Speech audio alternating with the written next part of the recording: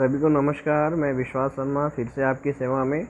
जो हम लोगों ने पिछली वीडियो में मिशनरी और भारतीय प्रयास बेसिक शिक्षा योजना के बारे में बात किया था। अब हम लोग आगे बढ़ते हैं तो पाते हैं कि पहला आता है लॉर्ड मैकाले की शिक्षा नीति। ठीक है, जो 7 मार्च 1835 में लागू हुआ था। अब सवाल ये उठता है कि मैकाले की शिक्षा नीति आई क्यों, ज़रूरत ही क्या पड़ गया। तो 1813 में एक आज्ञा पत्र जारी हुआ था।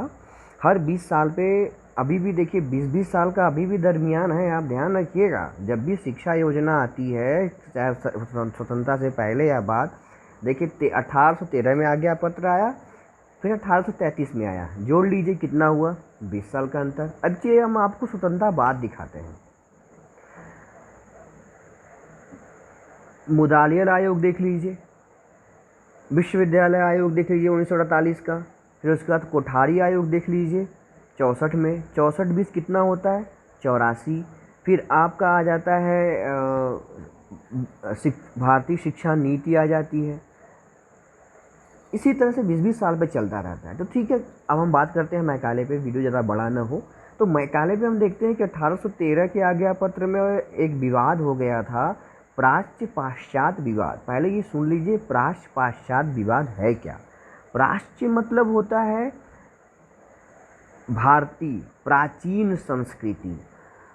यहाँ के लोग फारसी में, उर्दू में और संस्कृत में शिक्षा देना चाह रहे थे, लेकिन अंग्रेज पाश्चात्य मतलब पाश्चात्य, पश्चिमी भाषा में, मतलब अंग्रेजी में, पश्चिमी कल्चर में शिक्षा देना चाहते थे। दोनों में विवाद हो गया कि भारत की जो पिछले वीडियो में उन्होंने बताया था कि कब युद्ध के बाद किस तरह से 1600 के बाद ईस्ट इंडिया कंपनी आई, उसके बाद किस तरह से यहाँ पे आधिपत्य हो गया। तो सरकार को शिक्षा भी देखना था। तो प्राच्य पाश्चात्य विवाद 1813 के बाद शुरू हो गया। फिर 1833 में आज्ञा पत्र आया, उसमें भी कोशिश किया गया लेकिन नहीं हुआ। बाद में 35 में लॉर्ड विलियम 34 में ही, उस समय गवर्नर जनरल थे लॉर्ड विलियम बेंटिंक। उन्होंने अंग्रेजी साहित्य के विद्वान मैकाले को एक सलाहकार के रूप में ले आया और उन्होंने जन शिक्षा समिति बनाया, जिसमें मैकाले को क्या किया, उन्होंने मैकाले को अध्यक्ष बना दिया कि भाई मैकाले, आप अपना प्रतिवेदन जन शिक्षा समिति के माध्यम से आप हमें दीजिए, क्या दिक्कत है, क्या परेशानी है, इसको बताइए।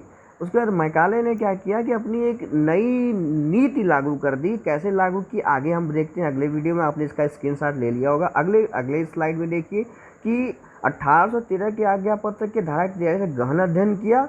अंततः 7 मार्च 1835 पर उन्होंने अपना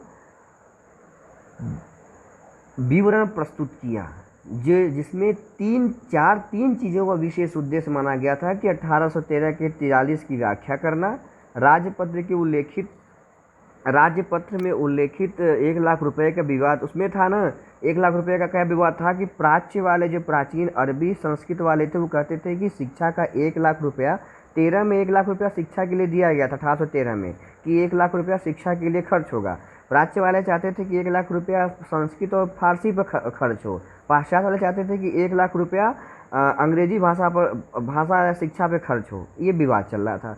तीसरा था, मैकाले प्राच्य शिक्षा और संस्कृति का विरोधी था, इसलिए उसने अंग्रेजी के पक्ष में विवाद का निपटारा कर दिया। ये 3 महत्वपूर्ण बातें हैं जो उसका उद्देश्य था।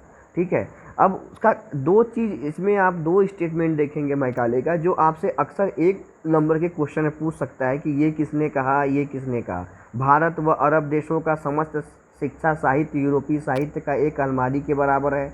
मतलब यहाँ पे डोमिनेट किया जा रहा है अरबी, फारसी और संस्कृत भाषा को।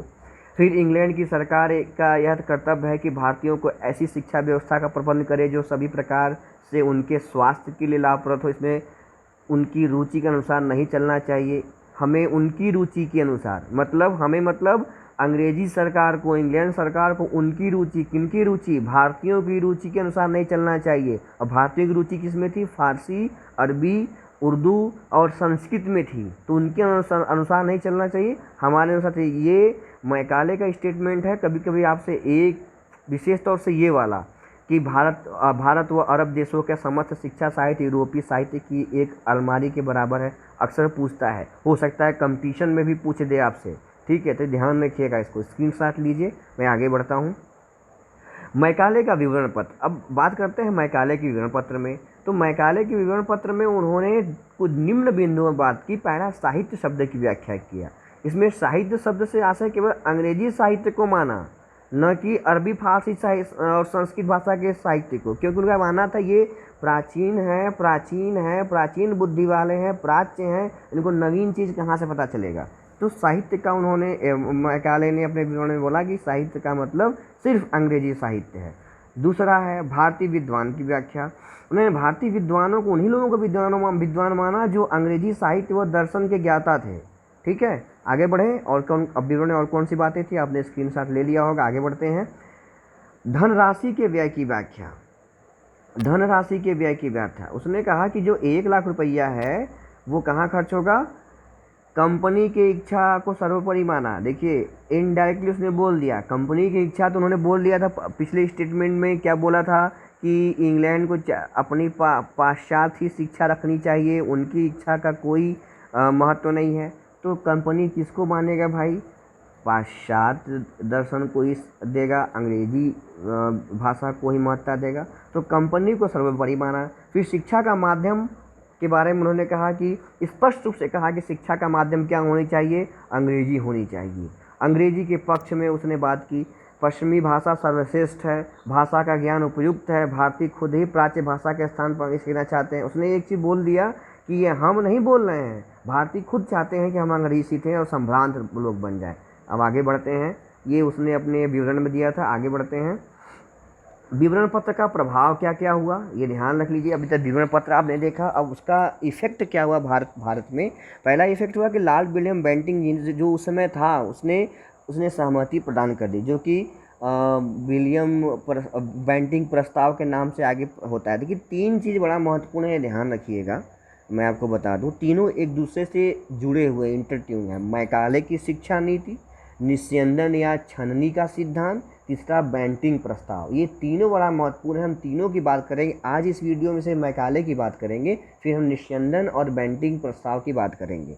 पहला था कि बेंटिंग ने सहमति प्रदान कर दी। कैसे सहमति प्रदान करी, इस पर हम बाद में बात करेंगे कि किस तरह छल किया था मैकाले ने।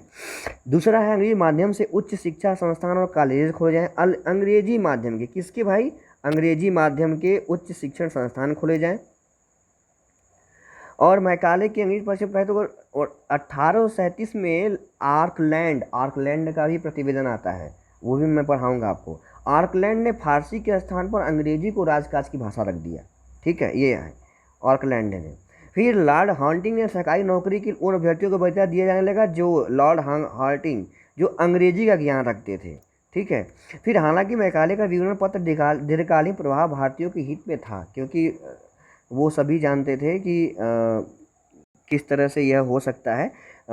आज भी अंग्रेजी की पूछ है, तो इसलिए वो बहुत दीर्घकालीन। लेकिन मैकाले का शिक्षा नीति उन भारतीयों के पाश्चात्य साहित्य और ज्ञान विज्ञान जानकारी और करना जिसे भारतीयों को भौतिक उन्नति का मार्ग प्रशस्त कर सके।